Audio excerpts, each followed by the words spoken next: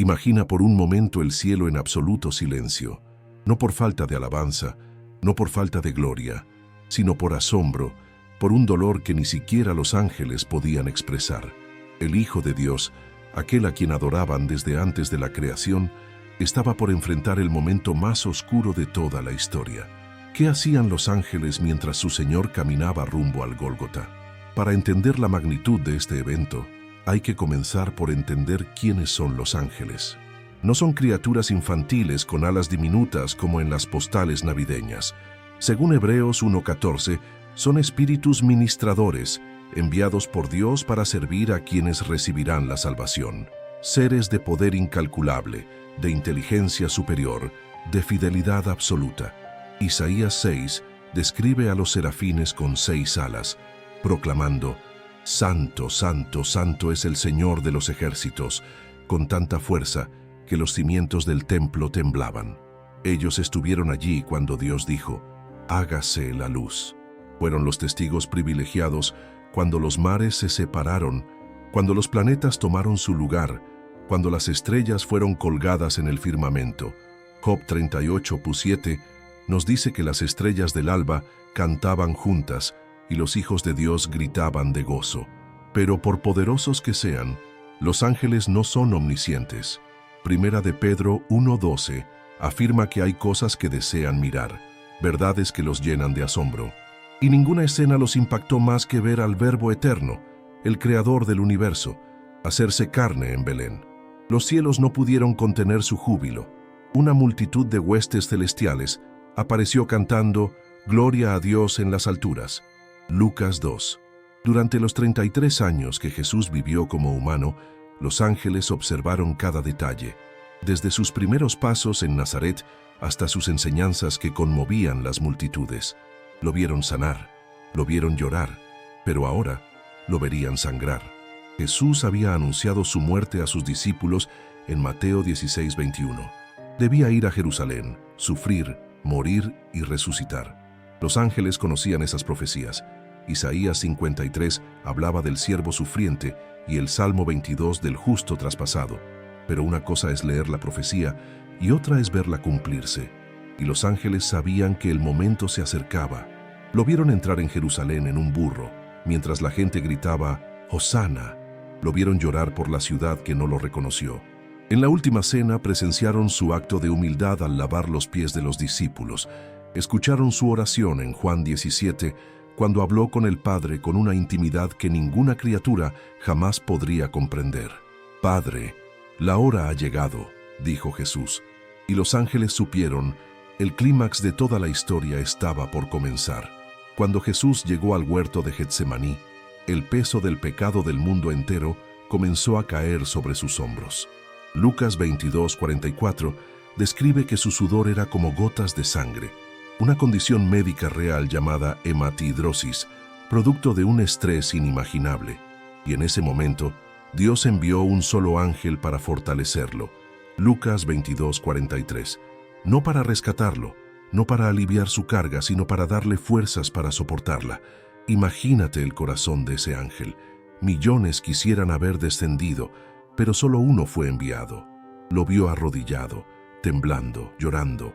Lo escuchó decir: «Padre mío, si es posible, pase de mí esta copa». Pero también escuchó la frase que selló el destino del universo: «No se haga mi voluntad, sino la tuya». Mateo 26:39. Minutos después, llegaron los soldados con antorchas, espadas y cadenas, y Judas, el discípulo traidor, lo entregó con un beso. Pedro desenvainó la espada y cortó la oreja de Malco, pero Jesús la sanó. Y luego pronunció una de las frases más poderosas jamás oídas en el cielo: «¿Acaso piensas que no puedo rogar a mi Padre y que Él no me daría más de 12 legiones de ángeles?» Mateo 26:53. Más de 70,000 ángeles esperaban la orden. Miguel, el arcángel, probablemente estaba listo con su ejército celestial, pero la orden nunca llegó. El cielo contuvo la respiración. Los ángeles, entrenados por milenios para intervenir, para proteger, ahora tenían instrucciones de observar, solo observar. Jesús fue arrestado, humillado, escupido, azotado. Cada latigazo abría su piel, cada burla desgarraba el alma del universo, Isaías 53:5 lo había dicho: herido fue por nuestras rebeliones, molido por nuestros pecados. Los ángeles vieron cómo le colocaban una corona de espinas y una caña como cetro de burla. Lo vistieron de púrpura, se arrodillaban ante él en sarcasmo, sin saber que estaban frente al Rey del universo. El que tenía todo poder en el cielo y en la tierra, eligió no usarlo. Pilato, el gobernador romano, intentó liberarlo, pero fue presionado por la multitud que gritaba: «¡Crucifícalo!». Lucas 23:21. Incluso ofreció soltar a un prisionero, pensando que elegirían a Jesús, pero el pueblo prefirió a Barrabás, un criminal. ¿Cómo se habrán sentido los ángeles al ver a la humanidad rechazar a su Salvador? Jesús fue sentenciado a muerte, y entonces comenzó la caminata hacia el Calvario, cargando la cruz, tambaleante, ensangrentado, agotado. Cuando ya no pudo más, obligaron a Simón de Cirene a ayudarlo. Los ángeles no podían intervenir. La orden seguía siendo la misma: observen. Finalmente, llegaron al Gólgota. Allí lo desnudaron, lo recostaron sobre la cruz y clavaron sus muñecas y pies. El cielo entero debió haber temblado. Aquellos que habían escuchado las melodías celestiales ahora escuchaban los martillazos. El Salmo 22:16 se hacía realidad. Horadaron mis manos y mis pies. Cuando alzaron la cruz, el universo entero quedó en silencio. Y entonces Jesús habló. No palabras de condena, no maldiciones, no reclamos. Padre, perdónalos, porque no saben lo que hacen.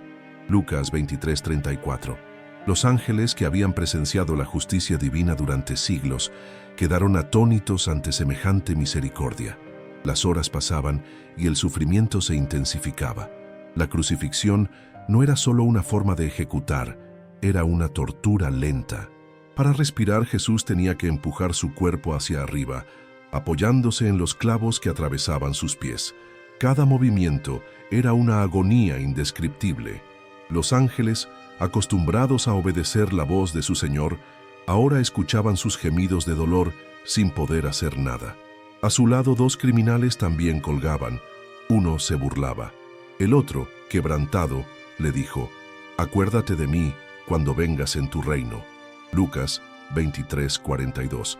Y Jesús, con voz débil pero con autoridad eterna, respondió: «De cierto te digo que hoy estarás conmigo en el paraíso». En ese instante, los ángeles presenciaron la salvación más inmediata jamás registrada. Un pecador, a segundos de la muerte, fue transformado por la gracia. Abajo, entre la multitud, estaba María, la madre de Jesús. Los ángeles que habían anunciado su embarazo 33 años atrás, ahora la veían mirar impotente al hijo que crió siendo despedazado. Juan, el discípulo amado, también estaba allí. Jesús, aún colgado en la cruz, mostró compasión una vez más. «Mujer, he ahí tu hijo. Hijo, he ahí tu madre». Juan 19:26-27. El amor seguía fluyendo, aún en medio del dolor. Y entonces sucedió lo impensable. Al mediodía, cuando el sol debería brillar con mayor fuerza, una oscuridad sobrenatural cubrió toda la región. Mateo 27:45 lo describe. Desde la hora sexta hubo tinieblas sobre toda la tierra hasta la hora novena. No era un eclipse, pues la Pascua ocurría en luna llena. Era una manifestación directa del cielo. Los ángeles sabían lo que significaba. El Padre estaba apartando su rostro del Hijo. Durante esas 3 horas de oscuridad, ocurrió el misterio más profundo del universo. Segunda de Corintios 5:21 dice: «Al que no conoció pecado, por nosotros lo hizo pecado». Jesús no solo cargaba con el castigo del pecado, Él se hizo pecado, y el Padre, en su santidad absoluta, lo dejó solo.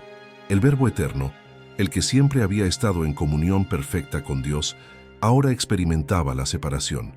Los ángeles no podían entender completamente cómo el Dios eterno se partía en comunión, pero sabían que era necesario.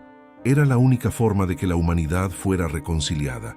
Isaías 59:2 lo había profetizado: «Vuestras iniquidades han hecho división entre vosotros y vuestro Dios». Jesús estaba ocupando nuestro lugar, estaba tomando sobre sí nuestra condena. Y entonces vino el grito, un clamor que estremeció el cielo entero. Dios mío, ¿por qué me has desamparado?». Mateo 27:46. Era la primera vez en la eternidad que el Hijo no sentía la presencia del Padre. Los ángeles, que nunca habían oído tal desesperación en su voz, quedaron en silencio. No había canto, no había respuesta, solo oscuridad, angustia y obediencia. Pero incluso en medio de esa separación, la obra no estaba terminada. Jesús, deshidratado, con el cuerpo colapsando, dijo: «Tengo sed». Juan 19:28. Le ofrecieron vinagre, cumpliendo otra profecía del Salmo 69:21. Todo estaba sucediendo según el plan. Cada detalle cumplía una escritura. Cada herida, cada palabra, cada silencio tenía un propósito eterno. Y luego, con la fuerza restante, Jesús pronunció la palabra más importante de toda la historia: «Consumado es». Juan 19:30. Tetelestai. Una palabra griega usada cuando una deuda quedaba completamente pagada. Los ángeles entendieron de inmediato: el pecado había sido saldado. El precio estaba cubierto. La barrera entre Dios y los hombres había sido derribada. Finalmente Jesús dijo: «Padre, en tus manos encomiendo mi espíritu». Lucas 23:46. La comunión fue restaurada. El Hijo había obedecido hasta la muerte y murió. Y entonces el cielo respondió, la tierra tembló, las rocas se partieron, el velo del templo, esa enorme cortina que separaba el lugar santísimo, se rasgó de arriba a abajo. Mateo 27:51 lo relata con precisión. Los ángeles sabían que ese acto tenía un significado monumental. El acceso a Dios ya no estaba restringido. Ahora, por medio del sacrificio de Jesús, todo aquel que creyera podría entrar confiadamente a la presencia del Padre. Pero lo más asombroso aún estaba por suceder. Versículos 52 y 53 mencionan que muchos sepulcros se abrieron y los cuerpos de santos resucitaron, muertos volviendo a la vida. Era un adelanto, una señal profética de que la muerte ya no tendría la última palabra. Los ángeles, acostumbrados a recibir las almas de los justos, ahora veían esos mismos cuerpos salir de la tumba. El poder de la cruz era más grande de lo que imaginaban. El centurión romano, al ver todo lo ocurrido, declaró: verdaderamente, este era Hijo de Dios. Mateo 27:54. Esa confesión fue un bálsamo para los ángeles. El mismo hombre que supervisó la ejecución ahora reconocía la divinidad del crucificado. El poder de la cruz estaba transformando corazones desde el primer día. José de Arimatea, miembro del Sanedrín, y Nicodemo, fariseo que había visitado a Jesús de noche, se hicieron presentes. Con valentía pidieron el cuerpo. Lo bajaron con cuidado. Lo envolvieron con especias y lienzos. Lo pusieron en un sepulcro nuevo, tallado en roca, cumpliendo otra profecía. Y se dispuso con los impíos su sepultura, mas con los ricos fue en su muerte. Isaías 53:9. Una gran piedra fue rodada para sellar la tumba. Los líderes religiosos, temerosos de que los discípulos robaran el cuerpo, pidieron a Pilato una guardia. Mateo 27:66 dice que aseguraron el sepulcro con un sello y una vigilancia rigurosa. Pero ni piedra, ni soldados, ni sellos podían detener lo que el cielo ya había decretado. Los ángeles en esos 2 días guardaron un silencio reverente. Habían visto morir a muchos justos, pero jamás habían visto morir al autor de la vida. Era el sábado más silencioso en la historia del universo, pero sabían que no era el final. Al despuntar el tercer día, algo cambió. El cielo se activó. Mateo 28:2 dice que hubo un gran terremoto y que un ángel descendió, removió la piedra y se sentó sobre ella. No para que Jesús saliera, sino para que los humanos pudieran ver que ya no estaba allí. Jesús ya había resucitado. Su cuerpo glorificado había vencido la muerte. Las mujeres que fueron al sepulcro vieron al ángel, resplandeciente como el relámpago. «No temáis, ha resucitado como dijo», proclamó Mateo 28:6. Fue el mensaje que los ángeles habían esperado milenios para anunciar. El pecado fue vencido, la muerte fue derrotada. El plan de redención estaba completo. Durante los siguientes 40 días, los ángeles observaron cómo Jesús se apareció a sus discípulos, consoló a los incrédulos, comió con ellos, restauró a Pedro disipó las dudas de Tomás. Cada aparición fortalecía la fe, cada palabra sanaba corazones rotos. Y luego vino el momento glorioso. La ascensión. Hechos 1:9-11. Describe cómo Jesús fue elevado al cielo ante los ojos de sus discípulos. 2 ángeles aparecieron y dijeron: «Este mismo Jesús, que ha sido tomado de vosotros al cielo, así vendrá como le habéis visto ir». Ahora los ángeles esperan ese regreso. Preparan las trompetas, afilan las espadas de justicia, pero también continúan su obra. Protegen, ministran, sirven a los que heredan la salvación. Y cada vez que alguien mira a la cruz, recuerdan. Recuerdan ese día en que el cielo lloró en silencio, el infierno celebró demasiado temprano y el universo fue redimido para siempre, porque ellos también estuvieron allí.